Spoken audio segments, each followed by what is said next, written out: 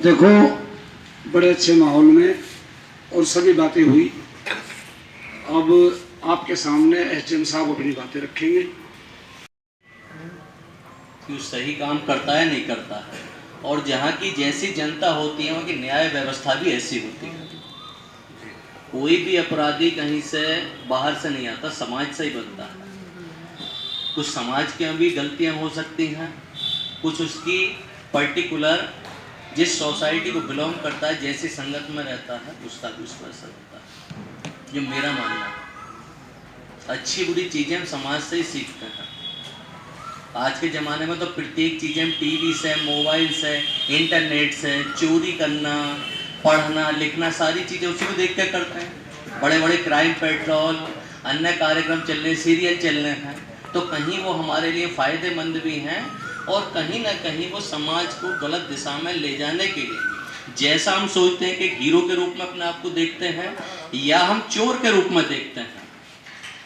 बहुत सारे सीरियल वो चलते रहते हैं, बड़े बड़े अच्छे घर दिखाए जाते हैं, अच्छे अच्छे कपड़े पहन के दिखाए जाते हैं, तो हम अपने आप को ढालते हैं उसमें, जबकि हमको अपने जो भी निर्णय लेने हैं जिस वास्तविक स्थिति पे हम रहते हैं उस पर लेने चाहिए। जिस सिटी में रह रहे हैं, जिस परिवेश में, वहाँ की क्या कल्चर है, उसके आधार पर हमें निर्णय लेना होता है। अभी सीओ साहब ने, मैं नहीं था तो उन्होंने पहले ही स्टार्ट कर दिया था। मुझे लगता है कि ज़्यादातर सारी बातें सीओ साहब ने बता दी होंगी। सीओ साहब भी एक अनुभवी व्यक्ति हैं और बहुत ही मिलनसार और व्यवहारिक हैं। उनके साथ 10 महीने मैं भी यहाँ पे हूँ, तो ऐसा कहीं पर उनका ऐसा होता नहीं है। वो नॉर्मली चीज़ों को आसान तरीके से ही हल कर देते हैं।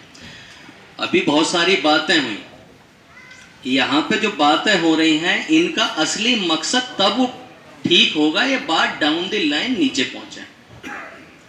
बुढ़ाना की पॉपुलेशन 5 लाख के करीब में होगी, ज़्यादा हो सकती है, 7 लाख हो सकती है, 6-7 लाख। तो उसमें सभी कम्युनिटी के लोग हैं और यहाँ पे हम जो लोग बैठे हैं, मेरे हिसाब से यार 150-200 के करीब में बैठे हैं, 150। तो सभी लोग अपने अपने गांव का प्रतिनिधित्व कर रहे हैं। जिस मोहल्ले से हैं, हमारी मस्जिदों से जो इमाम साहब आए हैं, जो वहाँ के मुफ्ती हैं, जो नमाज कराते हैं, इस बेस पर आए हैं कि वहाँ का प्रतिनिधित्व करते हैं। जितने लोग वहाँ पर नमाज पढ़ने के लिए आते हैं, वो उनके प्रभाव में काम करते हैं, उनकी बात को ज़्यादा मानते हैं।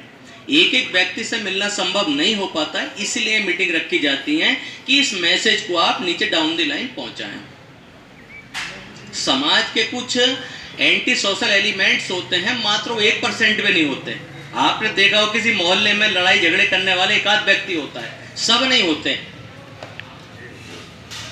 और धर्म का मतलब जो होता है, धारण करने से होता है, उसको चिल्लाने से नहीं होता है कभी भी, उसको धारण करने से होता है। आप देखेंगे बहुत सारे लोग धार्मिक चीजों को बताते रहते हैं, उनके ऊपर आंदोलन करते हैं। उनसे पूछ कर देखो कि उनके कार्य के धार्मिक परिधि में आते हैं, वो कितने धार्मिक हैं, उनके क्रियाकलाप से आपको पता चलेगा।